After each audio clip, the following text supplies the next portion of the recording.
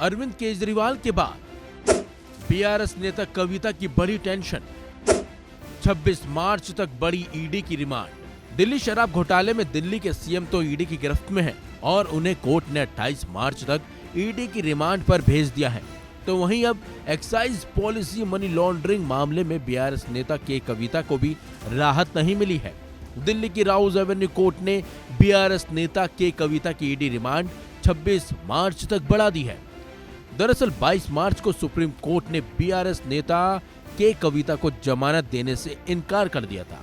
उन्हें दिल्ली उत्पाद शुल्क नीति घोटाला मामले में शामिल होने के लिए ईडी ने गिरफ्तार किया है। इसी बीच बीआरएस नेता के कविता ने दिल्ली के राउज एवेन्यू कोर्ट में मीडिया से कहा कि ये एक अवैध गिरफ्तारी है, हम इसे अदालत में लड़ने जा रहे हैं।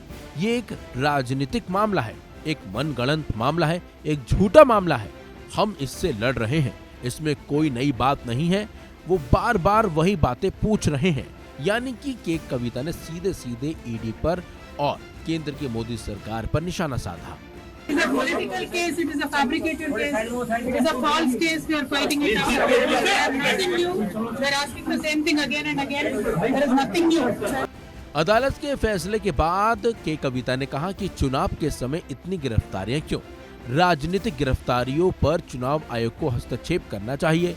बीआरएस नेता को शनिवार को दरअसल दिल्ली आबकारी शुल्क नीति मामले में विशेष न्यायाधीश के समक्ष पेश किया गया था।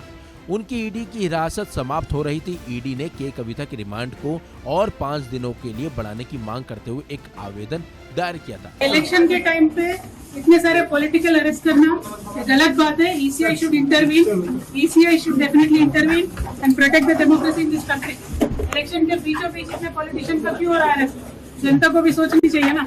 जिसके बाद उनको अब सीधे कोर्ट ने 26 मार्च तक ईडी की रिमांड पर फिर से भेज दिया है।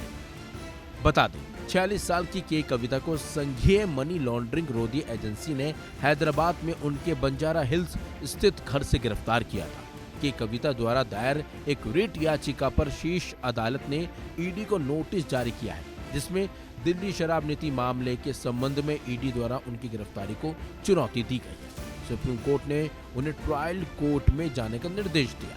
न्यायमूर्ति संजीव खन्ना, न्यायमूर्ति MM सुंदरेश और न्यायमूर्ति बेला त्रिवेदी की विशेष पीठ ने उनकी याचिका पर सुनवाई करने से इनकार कर दिया और कहा कि लोग सिर्फ इसलिए जमानत के लिए शीर्ष अदालत से सीधे संपर्क नहीं कर सकते क्योंकि वो राजनेता हैं या ऐसे करने में सक्षम है।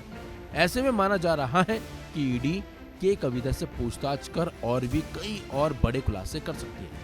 हालांकि के कविता ने अपने ऊपर लगे सारे आरोपों को गलत ठहरा दिया है और उन्होंने इसके लिए सीधे सीधे साजिश रचने का आरोप लगाया है। उनका कहना है कि राजनीतिक साजिश के तहत उनको इस मामले में फंसाया जा रहा है। फिलहाल ये तो वक्त ही बताएगा कि के कविता को फंसाया जा रहा है, सच में वो इस मामले में शामिल है। इस खबर में बस इतना ही। अपडेट्स के लिए बने रहिए वन इंडिया हिंदी के साथ।